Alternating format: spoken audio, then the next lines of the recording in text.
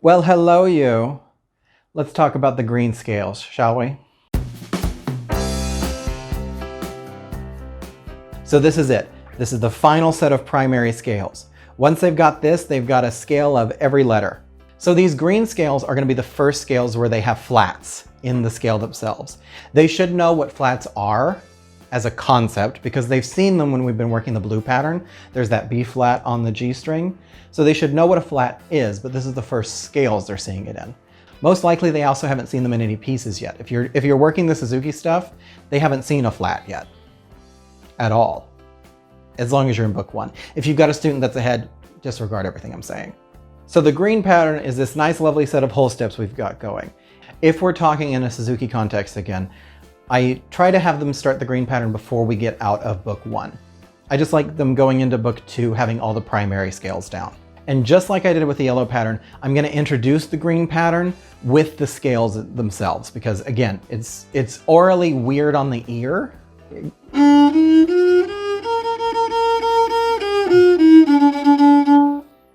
Just a little weird.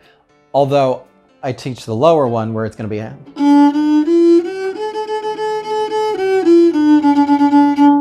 where the first finger is on the flat, which is arguably weirder on the ear. So the green scales start with the second finger.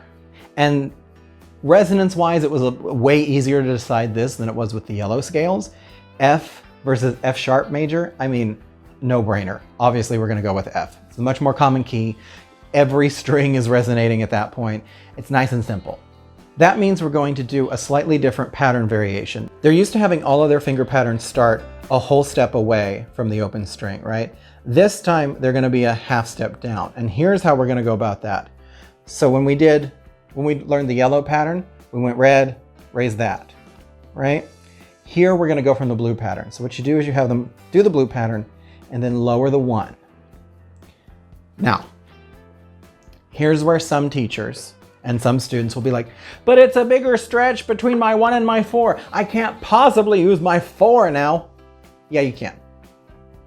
Still use your 4. Still make them use the 4. Because what you do is you don't have them stretch the 4 higher. You have them move the 1 down. It's a much easier move to make because that's the stronger finger. It's a lot easier.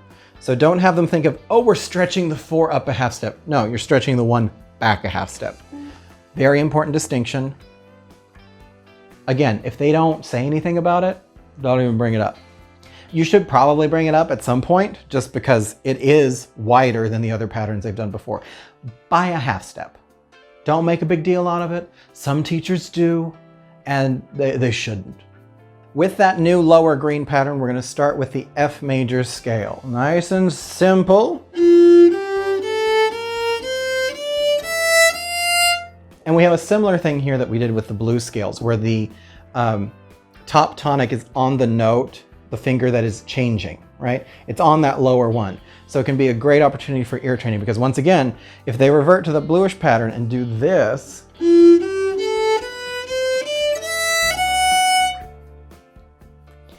they should, by now, definitely know that that's not right. So have them keep that low 1 going. And really pay attention to it for that ear training. And have them play their 4th finger more in tune than I just did. So from there, we're going to move on down a string to the B flat major, right?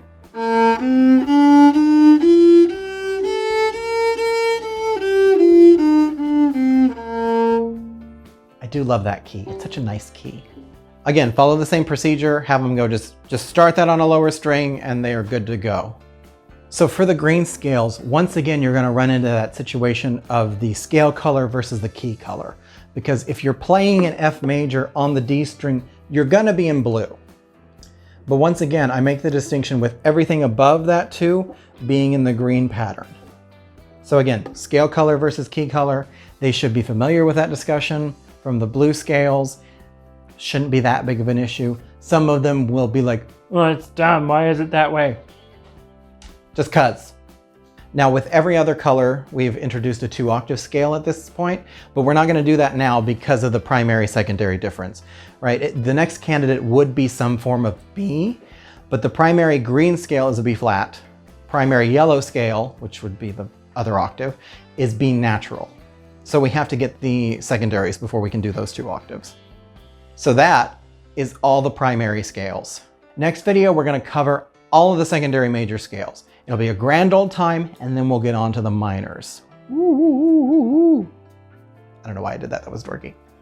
So make sure you do the liking, the subscribing, the bell ringing, all of that stuff so that you know when that video is coming. And if you watch to the end of this and you haven't seen the other videos, you probably have no idea what I'm talking about. So go back and watch those. There's the intro, the red pattern, blue pattern, yellow pattern.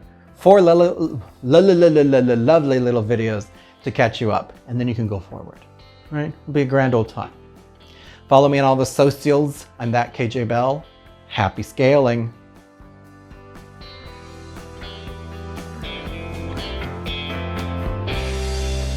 I really don't like happy scaling, but I don't know what else to say. Goodbye. Ay, ay, ay.